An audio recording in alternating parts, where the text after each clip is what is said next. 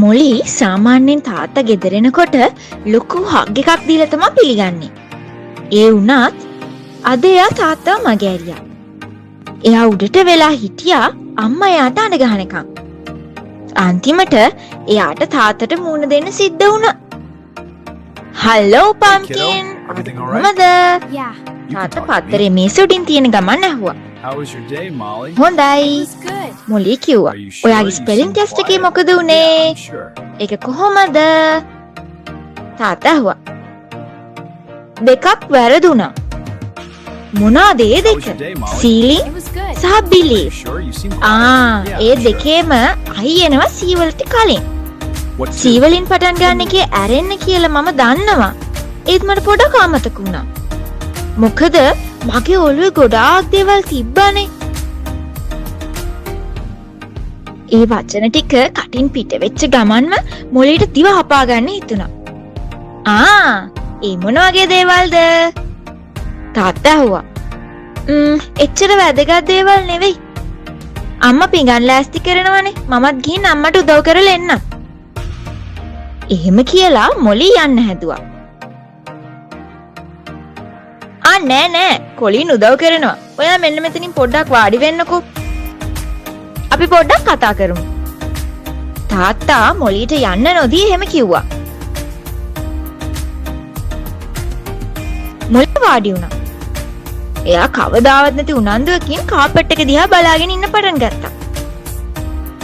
මොලි තාත්තා ගොඩාක් මෘදුව කතා කළා. මොලි හිමීට තාත්තා දිහා බැලුවා. තාත්තගේ මූණේ හිනාවක් එක්ක ඇස් දෙක දිලීසුණා. "අම්මා තාත්තට ඔක්කොම කිව්වද?" "ඔව්." "හරි. මාව දැන් හැමදාටම පනිෂ් කරනවද?" මම හිතන්නේ නෑ. අපි ඒක ගැන තමා කතා කරන්න ඕනේ. මොකද අපි ඒක තාම කතා කළේ නෑ. මම කැමති මුල ඉඳලම විස්තරය ඔයාගෙන් අහගන්න. එන්නකෝ අපි මුලින්ම කාලා ඉමු.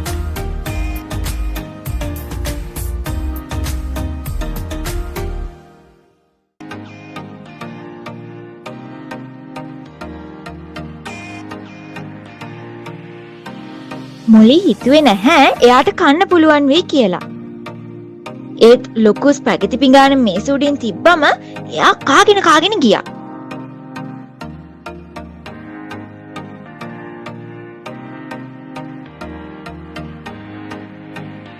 "අම්මේ මේ අවුරෙක් වගේනේ කන්නේ." මුලින් මැසිවිලි නැගුවා. "ආයෙත් යථා තත්වයට එන්න."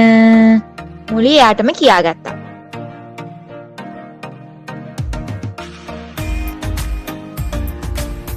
"මොලි අම්මා සැරෙන් කතා කළා.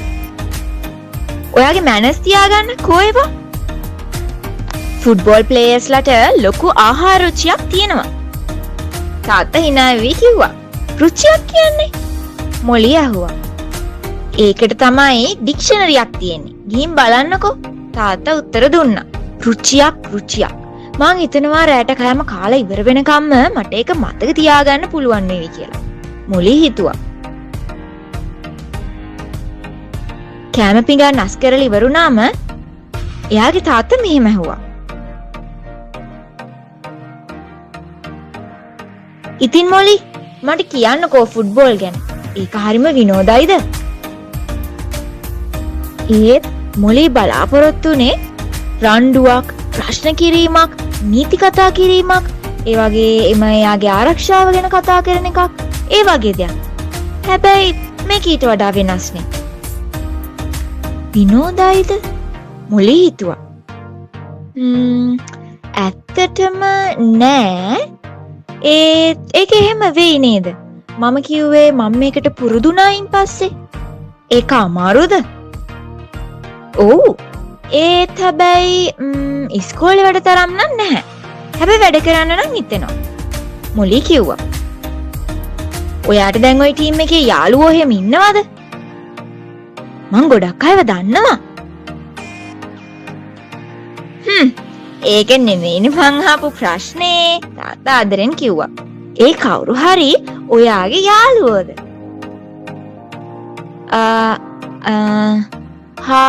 හරි." මොලි ගත ගැහුවා.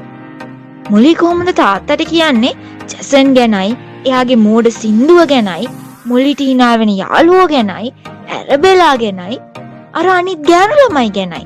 ඇත්තටම නැහැ. ඇත්තටම කිව්වොත් මුලි එකපාරටම ආපු උද්‍යෝගිකින් කිව්වා. ඒ කියන්නේ ඔයාට පිරිමි ළමයි එක්ක යාළුවෝ වෙන්න ඕනද? මං හිතන්නේ එයාලට මාත් එක්ක යාළුවෝ වෙන්න ඕන නම් මං යාළුව වෙනවා. එතකොට ඒගොල්ලෝ දැනගත්තොත් ඒ මොවා කෙල්ලෙක් කියලා. මුලි බිම බැලුවා. ඔන්න ඉතින් ආවා. එයා හිතුවා. lecture number 213. It's a good idea. මොනවා වුණත් අවංකව වැඩ කිරීම. ඒගොල්ලෝ දන්නේ නැහැ. එයා පේපර් සර්වියට් එකක් නව දිග ඇර ඒක දිහා බලාගෙන කිව්වා. එයා හොඳට අහලා තියෙනවා එහා ගෙදර බල්ලා බුරන සද්දෙයි තනකොළ කපන සද්දෙයි. ඒ වගේ මෙයාට හොඳට පළපුරුදුයි එයාගේ තාත්තගේ නිශ්ශබ්දතාවය. එයා හිමීට තාත්තගේ දිහා ඇස් දෙක ඇරලා බැලුවා. මං කවදාවත් කිව්වේ නැහැ මම ගෑනු ළමෙක් නෙමෙයි කියලා. මං කවදාවත් කිව්වේ නැහැ මම පිරිමි ළමෙක් නේ කියලා. කවුරුත් ඉතින් ඇහුවේ නෑනේ. මුලි ආත්ම ආරක්ෂාවට වගේ කිව්වා. තාත්තේ අනේ මට සෙල්ලම් කරන්න දෙන්න.